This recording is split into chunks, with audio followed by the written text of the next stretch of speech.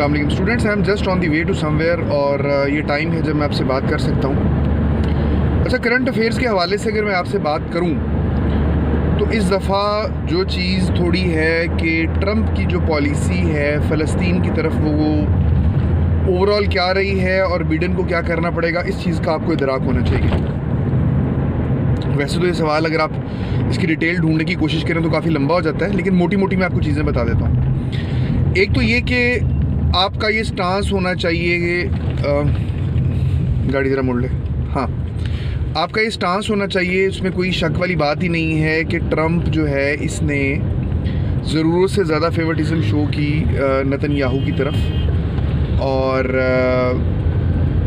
जो traditional stance था America का उसको उसने टोटली चेंज किया। 5-6 इसकी अगर आपको उसकी बातें पता हों तो मेरा ख्याल है कि आपको चीज़ें क्लियर हो जाएंगी। पहले नंबर पे तो ये कि पैलेस्टाइन का जो क्लेम था विद रेफरेंस टू कैपिटल, जिस तरह आपको पता है कि फ़लस्तीनी ये चाहते हैं कि जो ईस्ट यरूशलेम है उसके बीच में they want the capital of the independent Palestinian state, लेकिन इसने जाके इसको एडमिट किया, जाके से मुराद है कि इसने यरूशलेम को अनबाइफरकेटेड कैपिटल तस्लीम कर लिया, इसराइल का रिकॉग्नाइज़ किया। एक तो ये एक चेंज भी है और एक ये फेवर भी है एक तरह से इसराइल की।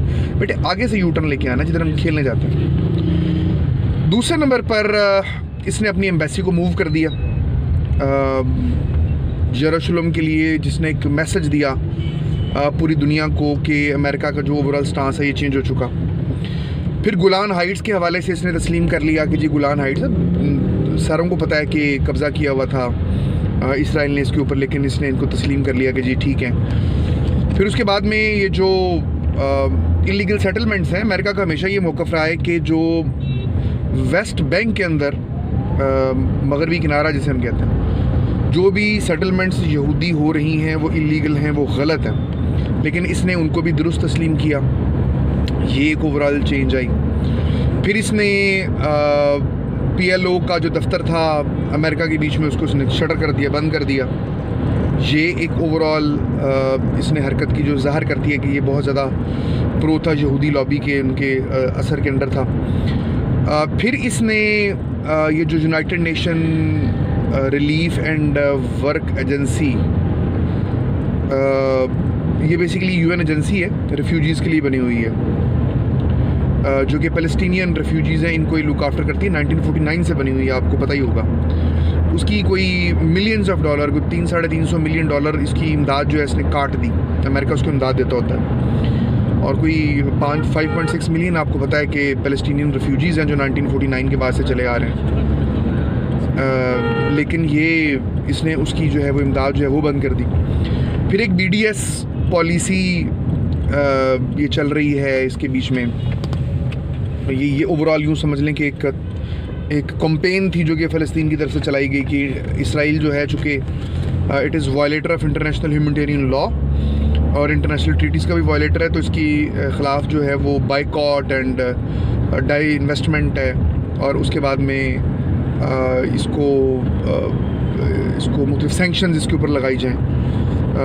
इसको अनडू करने के लिए इन अमेरिकन एजुकेशन इंस्टीट्यूट्स इसने मुख्तलिफ़ किस्म के ऑफिशियल ऑर्डर्स जो हैं वो निकाले। फिर जो 2020 में जो उसने मास्टर प्लान दिया, जिसके बीच में इसने अपनी तरफ से पेश की कि किस तरीके से सलूशन जो है वो हो सकता है इसराइल का और फ़लस्तीन का, वो टोटली उसने अनडू कर दिया।